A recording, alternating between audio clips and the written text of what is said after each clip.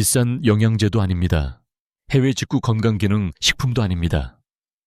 주방에 흔히 있는 생강 한 톨이지만 제대로 사용하는 법을 안다면 이것이 바로 당신을 100세까지 병 없이 장수하게 만들 비밀의 명약이 될 수 있습니다.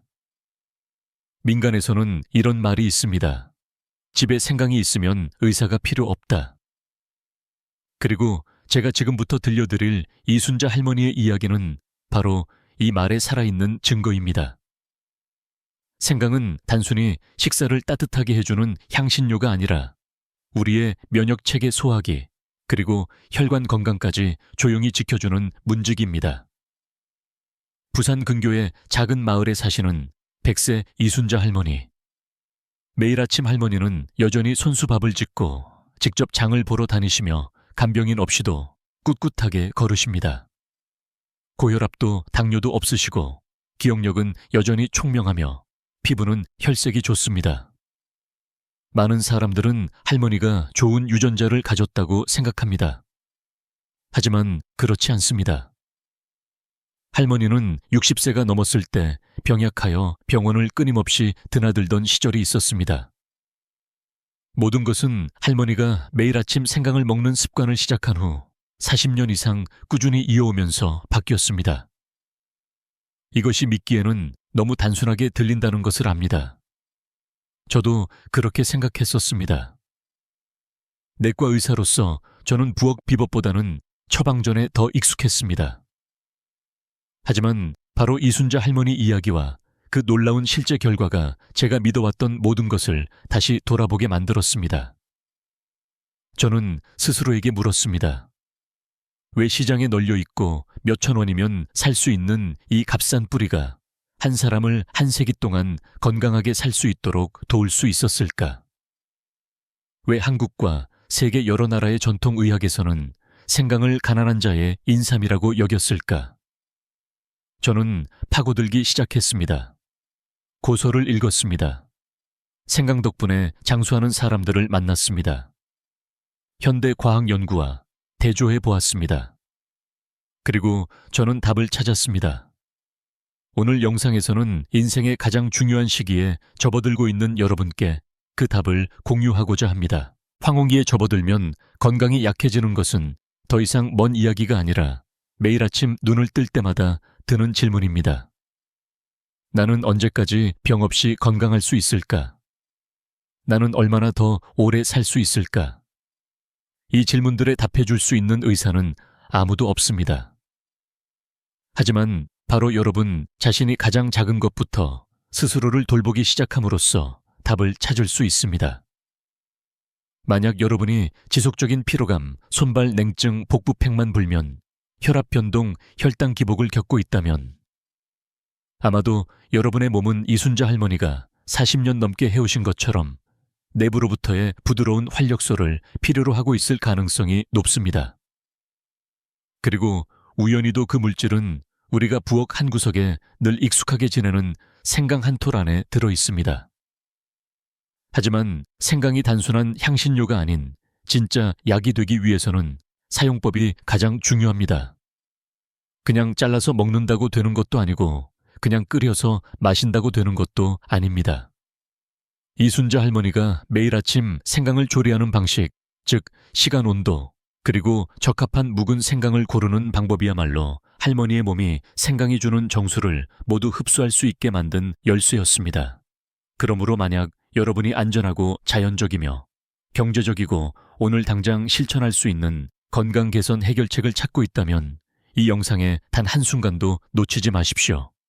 저는 여러분께 생강 고르는 법부터 올바르게 찌는 법, 제대로 보관하는 법, 그리고 한국 노년층의 체질에 맞게 사용하는 법까지 단계별로 안내해 드릴 것입니다.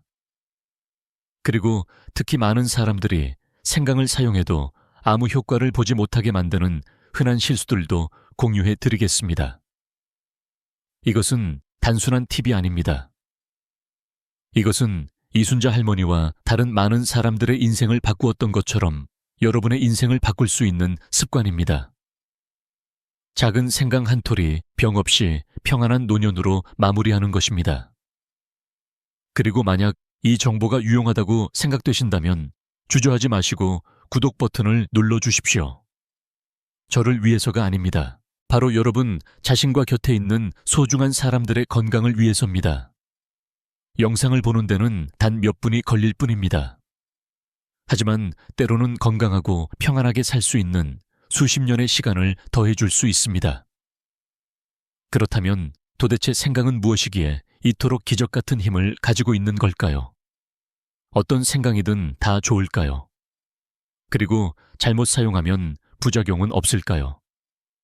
지금부터 저는 여러분과 함께 단순해 보이지만 그 안에 누구나 채굴하는 법을 알지 못하는 건강의 보고를 품고 있는 이 뿌리에 대해 더 깊이 파헤쳐 보겠습니다. 여러분은 대부분의 전통 한식 상차림에 언제나 생강의 모습이 어렴풋이 보인다는 것을 눈치채신 적이 있나요? 양념장의 작은 조각부터 뜨끈한 김치찜의 진한 향기까지 생강은 어디에나 있습니다. 하지만 아이러니하게도 사람들은 점점 더 생강을 올바른 방식으로, 특히 노년기 질병을 예방하고 치료를 돕는 약재로서의 역할로 사용하는 일이 줄어들고 있습니다. 그렇다면 생강은 실제로 무엇일까요? 그리고 왜 제가 이것을 익숙하지만 낯선 약재라고 말했을까요? 우선 생강은 땅속에서 자라는 뿌리줄기, 우리는 흔히 뿌리라고 부릅니다입니다. 재배 방식, 수확 시기, 사용 목적에 따라 생강은 여러 종류로 나뉩니다. 껍질이 얇고 맛이 부드러워 먹기 쉬운 햇생강 섬유질이 많고 매운맛이 강하며 향이 진한 묵은 생강 수분과 정유를 그대로 간직한 생생강 말리거나 건조한 건생강, 그리고 특히 덜 흔하지만 영양 성분 함량이 더 높은 흑생강이 있습니다. 특히 한국에서는 생강이라 불리는 토종 품종이 있는데 보통 향이 부드럽고 매운맛이 약하며 정유 함량이 높아 약용으로 장기 복용하기에 가장 적합하다고 평가받습니다. 이는 공장식으로 재배되어 향이 덜하고 출처가 불분명할 경우 화학물질 잔류가 있을 수 있는 많은 수입 생강과는 확연히 다릅니다. 찌거나 약으로 사용할 생강을 고를 때 저는 항상 토종 묵은 생강을 우선으로 합니다. 왜냐하면 묵은 생강은 진저롤 함량이 더 높고 몸을 덮이는 능력이 더 강하며 쪘을 때 맛이 부드러워져 먹기 편하면서도 효과는 그대로 유지되기 때문입니다. 하지만 제가 늘 고민하는 질문이 있습니다. 왜 오늘날 한국인들은 옛날보다 생강을 덜 먹을까요? 우리 조상들은 생강을 일상생활의 필수적인 부분으로 여겼는데 말입니다. 어릴 적 제가 기침을 할 때마다 할머니는 생강 몇 조각을 잘라 불에 구워서 제게 물려주셨습니다. 몇 번만 해도 기침이 확 가라앉았습니다. 계절이 바뀔 때면 온 가족이 생강차를 마시고 생강물에 발을 담갔습니다. 약도 광고도 없었지만 모두가 건강하게 살았습니다. 그런데 지금 우리는 생강을 너무나 많은 약포장식품, 그리고 그 안에 무엇이 들었는지조차 확신할 수 없는 보충제들로 대체해버렸습니다. 2022년 한국영양학회 조사에 따르면 50세 이상 인구 중 생강을 꾸준히 섭취하는 비율은 30% 미만에 불과했습니다. 반면 바로 이 연령층이 손발 냉증 소화불량, 반복되는 감기, 관절통, 고혈압 및 고지혈증과 같은 문제들을 겪는 사람들의 70% 이상을 차지했습니다. 이 모든 증상들은 매일 약간의 찐 생각만으로도 완화되거나 조기에 예방할 수 있는 것들입니다. 보이시나요? 생강은 비록 익숙하지만 안타깝게도 잊혀지고 있습니다. 그리고 가장 중요한 것은 올바른 방식으로, 특히 찌는 방법으로 조리하면 생강은 더 이상 많은 사람들이 두려워하는 것처럼 맵고 먹기 어렵지 않다는 것입니다. 오히려 부드럽고 편안해져서 매일의 건강관리 루틴에서 작지만 꾸준한 일부가 될 수 있습니다. 생강이 무엇인지 제대로 이해하는 것은 단지 첫걸음일 뿐입니다. 제가 다음에 공유하고 싶은 내용이야말로 정말로 중요합니다. 생강, 특히 올바른 방법으로 쪘을 때 50세 이상인 분들에게 어떤 구체적인 이점을 가져다 줄 수 있을까요? 그 답은 여러분을 놀라게 할 것입니다. 그리고 저는 만약 50세 이상인 누군가가 오늘부터 이것을 실천하기 시작한다면 삶이 긍정적인 방향으로 바뀔 것이라고 믿습니다. 첫째 찐 생강은 몸을 따뜻하게 하고 손발 냉증을 줄이며 혈액 순환을 개선합니다. 이것은 가장 뚜렷하고 쉽게 느낄 수 있는 이점입니다. 잠잘 때 발이 시리거나 겨울에 외출할 때 손이 차갑게 떨리는 분들은 모두 그 불편한 느낌을 아실 겁니다. 생강은 자연적인 온성으로 혈관을 확장시키고 혈액 순환을 도와 여러 겹의 옷을 입지 않아도 몸을 더 따뜻하게 해줍니다. 특히 갱년기 여성이거나 에어컨이 켜진 실내에 자주 있는 분들에게 찐 생강은 가장 안전한 천연 난로입니다. 둘째, 찐 생강은 염증을 줄이고 가벼운 뼈와 관절의 통증을 완화합니다. 저는 날씨가 추워질 때마다 무릎이 아팠던 적이 있습니다. 아주 심하지는 않았지만 침대에서 나오기 싫게 만들기에 충분했습니다. 약 2달간 찐 생강을 꾸준히 섭취한 후 저는 관절이 더 유연해지고 아침에 일어났을 때 예전처럼 뻣뻣한 느낌이 없다는 것을 깨달았습니다. 그 이유는 생강 속 화합물, 특히 쇼가올과 진저롤이 자연적인 항염작용을 하여 가볍게 자극받은 관절 부위를 진정시키는 데 도움을 주기 때문입니다. 셋째, 찐 생강은 면역력을 강화하고 안전한 방식으로 감기 기침 천식을 예방합니다.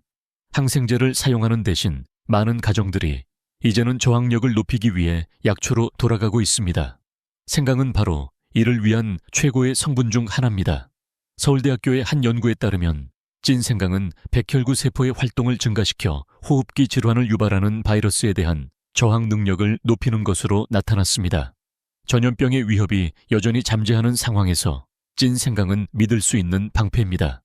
넷째, 찐 생강은 소화를 돕고 복부 팽만감을 줄이며 미각을 자극하여 식욕을 돋웁니다. 노년층은 종종 소화불량 더부룩함 또는 식욕 부진을 겪습니다. 식사 전 찐 생강 한 조각은 위를 깨우고 침샘과 위액 분비를 촉진할 수 있습니다. 덕분에 음식이 더 빨리 소화되고 식욕이 돌아옵니다. 저는 올해 73세이신 장모님께 아침 식사 전 찐 생강 3조각을 드시게 해보았습니다. 일주일 후 장모님은 이렇게 밥이 맛있게 느껴진 건 정말 오랜만이다라고 말씀하셨습니다. 다섯째, 찐 생강은 혈당을 안정시키고 고지혈증 개선을 돕습니다. 이것은 많은 분들이 매우 관심을 가질 정보입니다. 한국영양과학학술지에 발표된 연구에 따르면 매일 약 2개 찐 생강을 개월 동안 꾸준히 섭취한 사람들은 평균 당화 혈색소 수치가 0.5포인트 감소했는데 이는 혈당 조절 능력이 개선되었음을 보여주는 명확한 신호입니다. 동시에 나쁜 콜레스테롤은 감소하고 좋은 콜레스테롤은 약간 증가했습니다. 물론 이것이 생강이 약을 대체한다는 의미는 아니지만 부작용 없이 매우 효과적인 보조 수단이 될 수 있습니다. 요약하자면 찐 생강은 하룻밤 사이에 모든 병을 날려버리는 만병통치약이 아닙니다. 하지만 만약 여러분이 올바른 방법으로 매일 조금씩 꾸준히 섭취한다면 그것은 마치 조용한 동반자처럼 몸을 건강하게, 정신을 상쾌하게, 그리고 노년이 흔히 가져오는 문제들을 조기에 예방하는 데 도움을 줄 것입니다.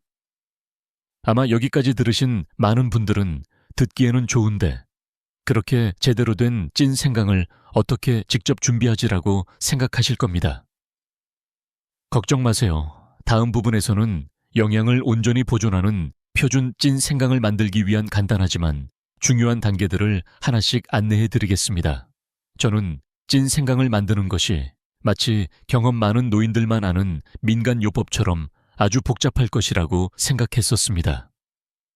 하지만 50년 넘게 병 없이 건강하게 살아오신 100세 할아버지께 제대로 된 방법을 배운 후에야 건강에 좋은 찐 생강 한 병을 만드는데 요리사일 필요도 어떤 경험도 필요 없다는 것을 깨달았습니다.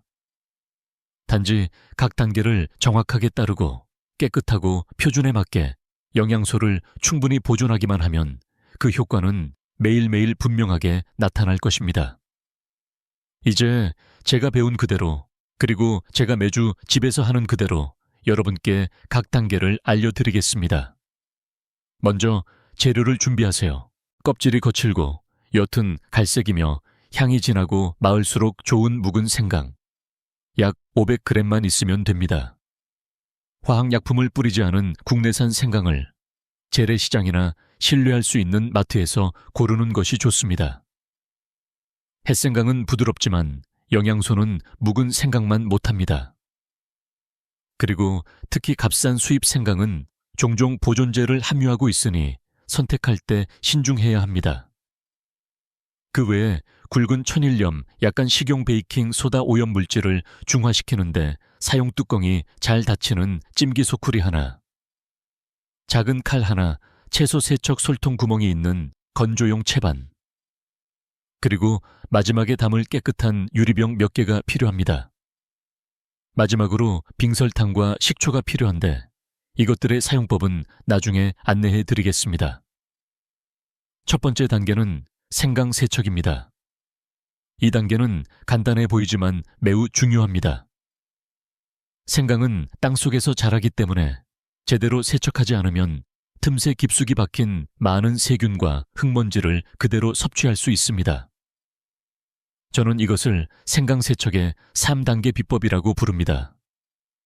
1단계 깨끗한 물 한 대야에 천일염 2스푼과 베이킹소다 반 스푼을 풀고 모든 생강을 넣어 약 10분간 담가둡니다. 이때 물이 탁해지기 시작하고 흙먼지가 바닥에 가라앉을 것입니다. 소금은 살균을 돕고 베이킹소다는 깊숙이 박힌 먼지를 불려줍니다. 이 단계 최소 솔로 생강 하나하나를, 특히 깊은 틈이나 거친 부분을 부드럽게 문질러 줍니다.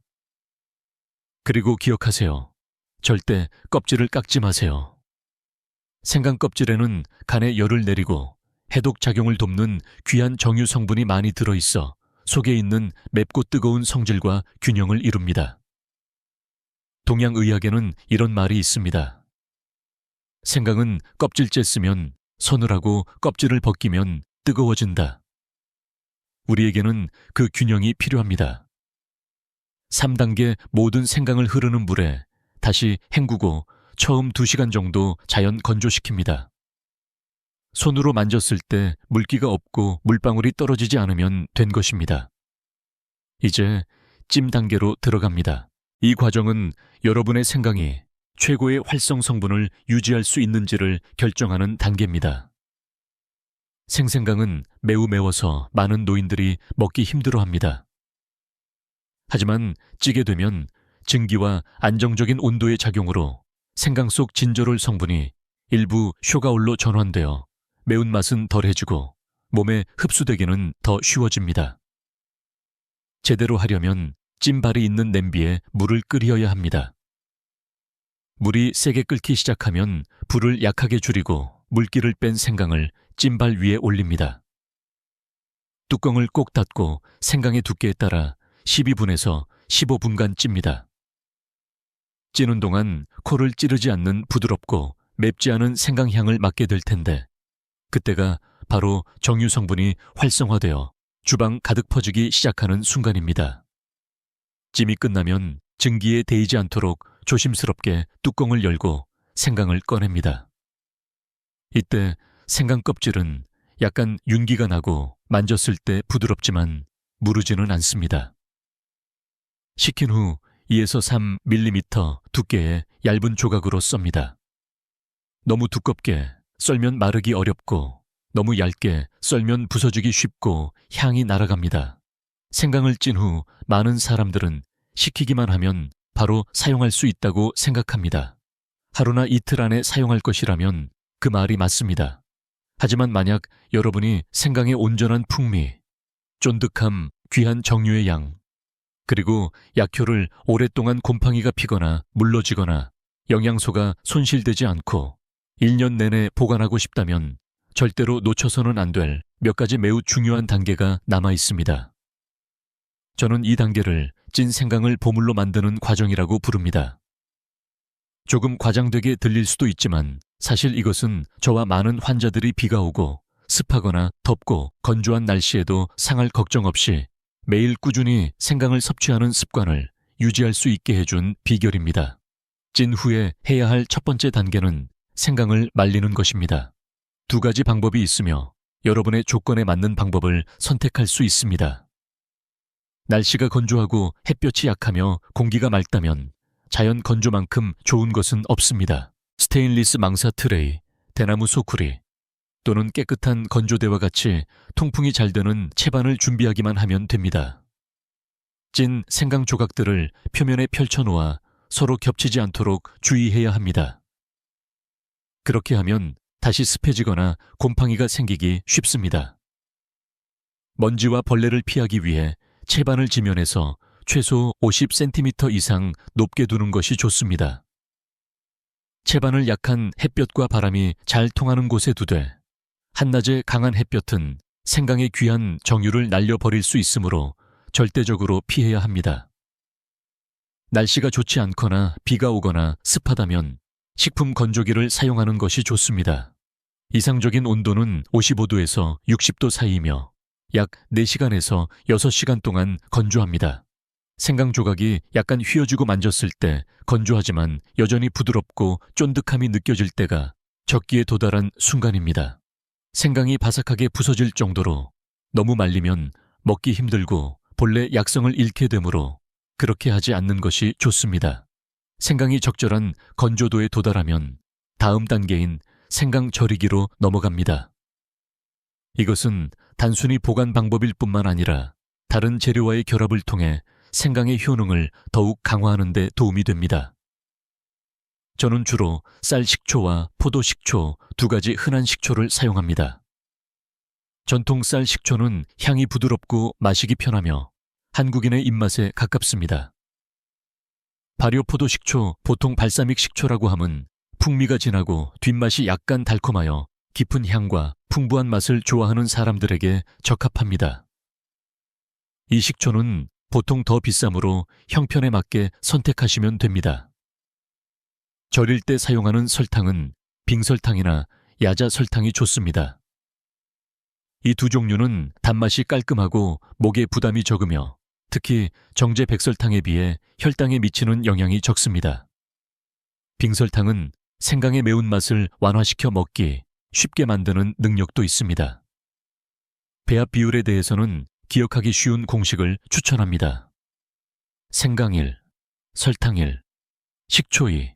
예를 들어 생강 100g을 사용한다면 설탕 100g과 식초 200ml가 필요합니다.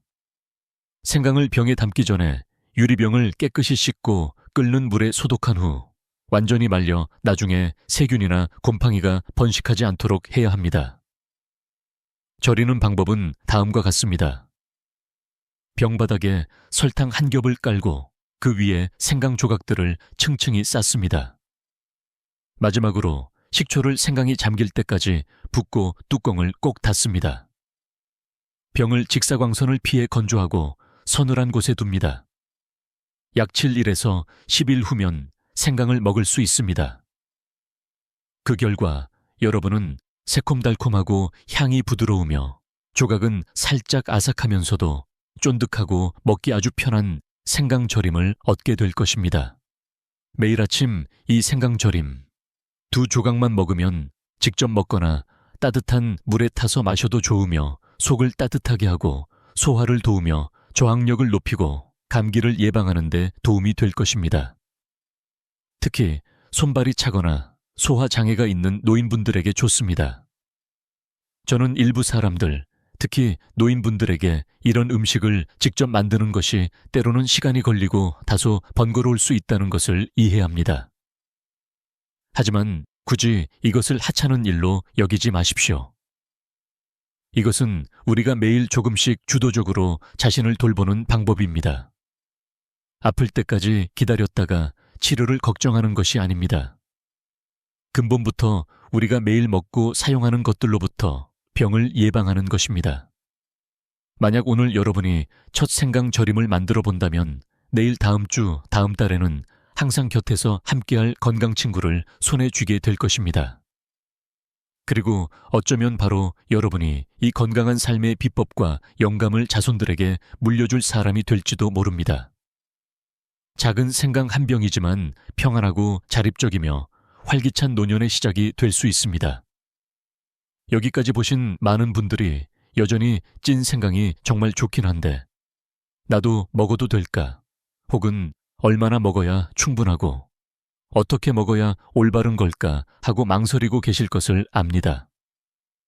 아주 좋은 질문입니다. 왜냐하면 건강에 좋은 어떤 방법이든 올바르게 사용하지 않거나 체질에 맞지 않으면 그 이점은 줄어들고 심지어 역효과를 낼 수도 있기 때문입니다. 따라서 이 부분에서는 여러분이 안전하고 효과적이며 장기적으로 적용할 수 있도록 찐 생강을 어떻게 사용해야 하는지, 누가 사용해야 하고 누가 피해야 하는지, 그리고 특히 피해야 할 흔한 실수들에 대해 명확하게 공유해 드리겠습니다. 먼저 복용량에 대해 말씀드리면 제가 매일 적용하고 있는 방법이자 저의 권장사항은 매일 아침 식후 약 20분 후에 찐 생강 2-3조각을 드시는 것입니다. 직접 드시거나 꿀에 약간 재워 드시거나 따뜻한 물에 타서 마셔도 모두 좋습니다. 각 생강 조각은 두께가 약 2-3mm로 향이 부드럽고 그다지 맵지 않습니다.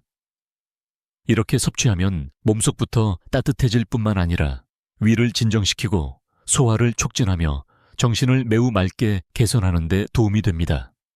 그렇다면 어떤 분들이 매일 찐 생강을 섭취해야 할까요?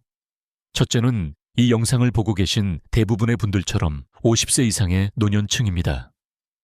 나이가 들면서 천 유지 능력이 떨어지고 혈액순환이 느려지며 몸이 쉽게 피로해지고 소화 기능이 점차 약해집니다. 찐 생강은 마치 내장을 따뜻하게 하고 소화를 도우며 60세 이후 많은 분들이 겪는 손발 냉증 증상을 줄여주는 천연 에너지원과 같습니다. 다음은 당뇨병이나 고지혈증이 있는 분들입니다. 아마 여러분은 의학적 치료를 받고 계실 것이고, 물론 의사가 처방한 약을 대체할 수 있는 것은 아무것도 없습니다. 하지만 한국한의학연구원의 연구에 따르면 찐 생강을 매일 꾸준히 섭취할 경우 혈당 조절과 혈중 지방 조절에 도움이 되는 효과가 있습니다. 다만 약을 복용 중이라면 약효가 겹치는 것을 피하기 위해 식단에 생강을 추가하기 전에 의사와 상의하는 것이 좋습니다. 그리고 모든 사람이 찐 생강을 섭취해야 하는 것은 아닙니다. 다음은 주의하거나 완전히 피해야 하는 경우들입니다. 만약 아스피린이나 와파린과 같은 한근고제를 복용 중이라면 찐 생강을 정기적으로 섭취하는 것을 피해야 합니다. 왜냐하면 생강 또한 혈액을 약간 묽게 하는 성질이 있어 원치 않는 상호작용을 일으키기 쉽기 때문입니다. 심한 위궤양이 있거나 자주 복통이나 메스꺼움을 느끼는 분들도 비록 쪘다고 하더라도 생강 섭취를 피해야 합니다. 왜냐하면 맵고 뜨거운 성질이 위 점막을 자극할 수 있기 때문입니다. 마지막으로 6세 미만의 어린이는 소화기가 아직 약하고 맵고 뜨거운 맛에 적응하지 못했으므로 완전히 피하거나 어른에 감독해 아주 소량만 사용해야 합니다. 아마 여러분은 나는 평소에 생강차를 마시는데 그것도 좋지 않나? 혹은 나는 생강을 꿀에 절여서 먹는데 왜 굳이 번거롭게 쪄야 하나라고 생각하고 계실지도 모릅니다. 전적으로 이해합니다. 하지만 여러분의 목표가 장기적이고 안전하며 높은 효과를 얻는 것이라면 왜 찐 생강이 최적의 조리법인지 명확히 보실 수 있도록 비교해 드리겠습니다. 생생강은 날것으로 먹을 때 모든 활성 성분을 그대로 유지하는 것이 맞습니다. 하지만 맛이 매우 맵고 잘못된 시간에 섭취하면 몸에 열이 나거나 위장의 통증을 유발하기 쉽습니다. 생강차는 마시기 편하고 만들기 쉽지만 높은 온도와 긴 조리 시간으로 인해 귀한 정유 성분 대부분이 증발하여 주된 효능을 잃게 됩니다. 꿀 생강조림은 맛이 좋고 보관이 용이하지만 당 함량이 상당히 높아 당뇨병 환자나 체중 조절이 필요한 사람에게는 적합하지 않습니다. 반면 찐 생강은 제가 처음부터 지금까지 공유해 드린 것처럼 매운맛은 줄이면서 영양소는 그대로 유지하고 소화가 잘 되어 노년층에게 적합하며 준비하는데 약간의 수고가 들더라도 한번 만들어두면 일주일 또는 한 달 내내 사용할 수 있어 매우 편리합니다. 여러분은 제게서 꽤 많은 유익한 이론을 들으셨습니다. 하지만 이론은 경험이 동반될 때만이 진정한 의미를 가집니다. 찐 생강을 사용하고 삶에서 뚜렷한 변화를 느낀 바로 그분들의 실제 이야기를 들어보십시오. 인천에 사시는 올해 65세의 김 선생님은 예전에는 1년 내내 속이 차가웠고 만성 대장염까지 앓고 계셨습니다. 수년간 약을 복용했지만 증상이 완전히 사라지지는 않았습니다. 제 이야기를 들으신 후 선생님은 매일 아침 찐 생강을 2조각씩 드시기 시작했습니다. 3개월 후 선생님은 제게 전화를 걸어 이렇게 말씀하셨습니다. 속이 훨씬 가벼워지고 밥맛도 좋고 밤에는 중간에 깨지 않고 아침까지 푹 자요. 혹은 스트레스와 갱년기 증상으로 조기 퇴직한 47세 박 선생님의 경우도 있습니다. 그녀는 손발이 차고 머리가 은근히 아프곤 했습니다. 4주간 꾸준히 찐 생강을 섭취한 후 그녀는 이렇게 공유했습니다. 매일 아침 몸의 난방 스위치를 켜는 것 같아요. 손발이 따뜻해지고 머리가 가벼워지고 정신도 훨씬 편안해졌어요. 비록 찐 생강이 자연적이고 만들기 쉬우며 노년층의 몸에 적합한 방법이지만 모든 사용자가 기대했던 결과를 얻는 것은 아닙니다. 어떤 사람은 단 몇 주 만에 뚜렷한 효과를 보지만 어떤 사람은 계속 사용해도 개선을 느끼지 못하고 심지어 부작용을 겪기도 합니다.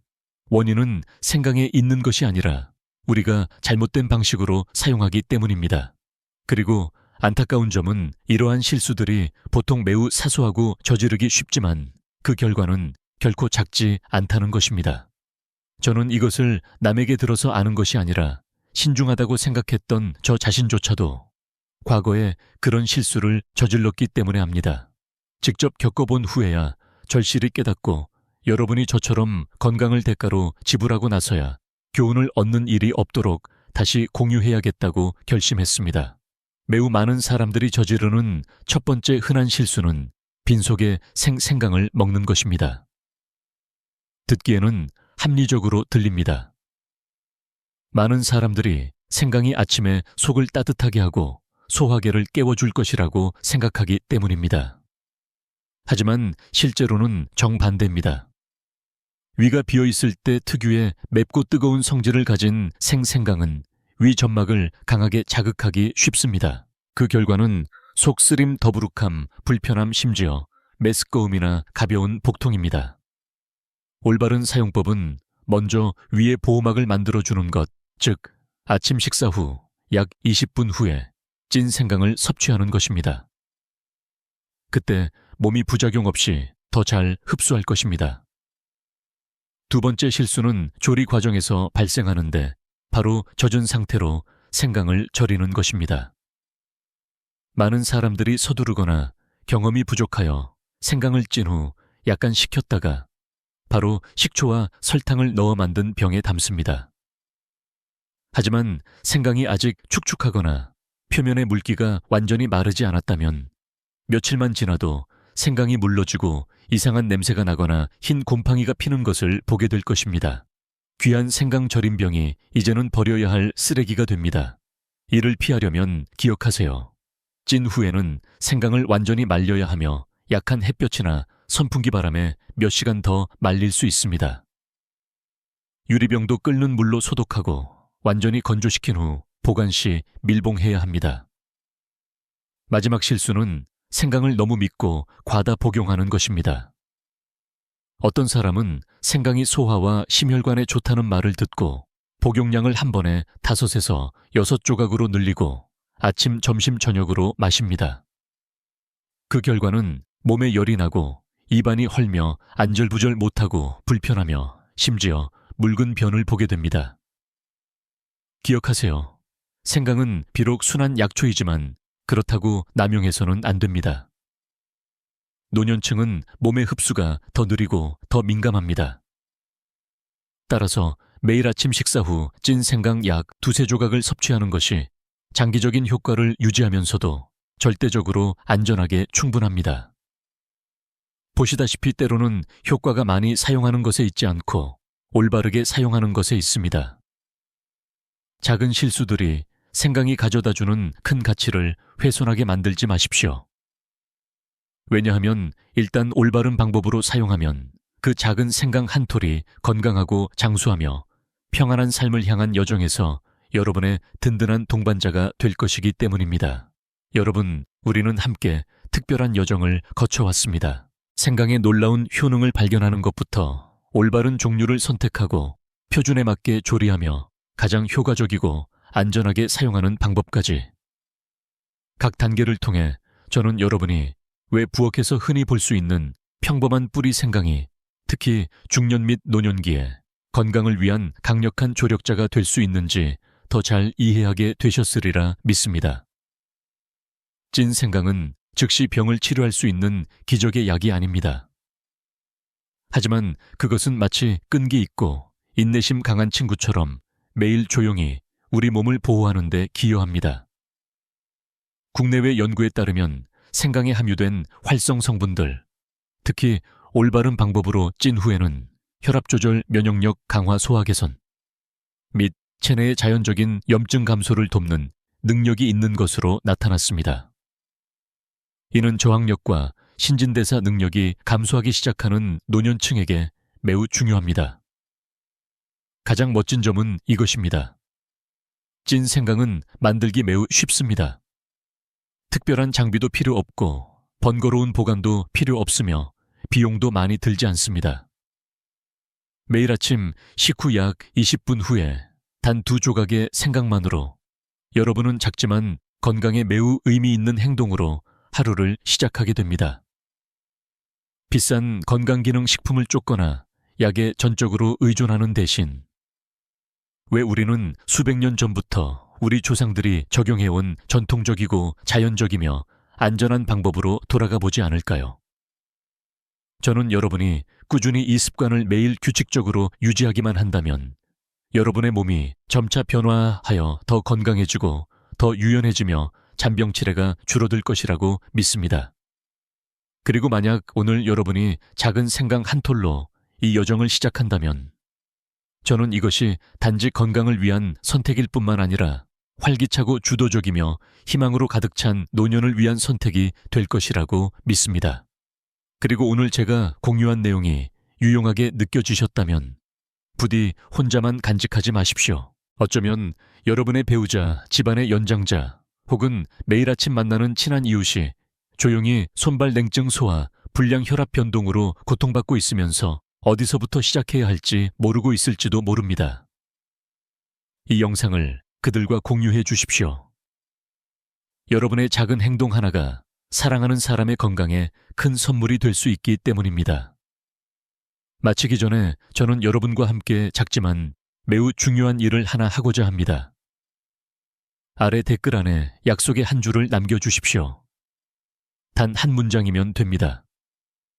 예를 들어 저는 오늘부터 찐 생강을 먹기 시작하겠습니다. 또는 내일부터 이순자 할머니의 방법을 시도해 보겠습니다. 여러분이 이것을 쓰는 것은 제가 알기 위함이 아닙니다. 바로 여러분 자신에게 매일 상기시키기 위함입니다. 나는 건강하고 주도적인 삶의 여정을 시작하고 있다. 그리고 만약 여러분이 너무 많은 의학 용어를 사용하지 않으면서도 일상생활에 바로 적용할 수 있는 부드럽고 친근한 정보들을 계속해서 받고 싶으시다면 구독 버튼을 누르고 알림 설정을 켜는 것을 잊지 마십시오. 여러분이 그렇게 할 때마다 저를 응원하는 것일 뿐만 아니라 자신에게 보내는 조용한 약속이기도 합니다. 나는 건강하게 살기로 선택한다. 나는 맑고 독립적으로 살기로 선택한다. 우리는 시간을 늦출 수는 없습니다. 하지만 우리는 남은 인생을 더 가볍고 굳건하며 더 많은 기쁨으로 가득 채울 수 있습니다. 약 걱정 없이 자녀에게 의존하지 않고 사랑하는 사람 곁에서 사는 것입니다. 오늘 영상의 마지막 순간까지 귀 기울여 주시고 함께 해주셔서 감사합니다. 다음 영상에서는 여러분이 단지 병을 피하는 것을 넘어 진정으로 삶을 즐길 수 있도록 돕는 간단하고 경제적이며 효과적인 방법들을 계속해서 공유하겠습니다. 마지막으로 중요한 점을 다시 한번 말씀드리고 싶습니다. 오늘 공유된 모든 내용은 교육적이며 건강한 생활 방식을 장려하기 위한 것입니다. 만약 기저질환이 있거나 치료약을 복용 중이거나 특별한 의학적 지시를 받으신 경우 식단이나 생활 습관을 변경하기 전에 반드시 담당 의사와 상의하시기 바랍니다. 안녕히 계십시오. 다음 영상에서 다시 뵙겠습니다. 오늘 하루도 즐겁고 평안하며 행복하게 보내십시오.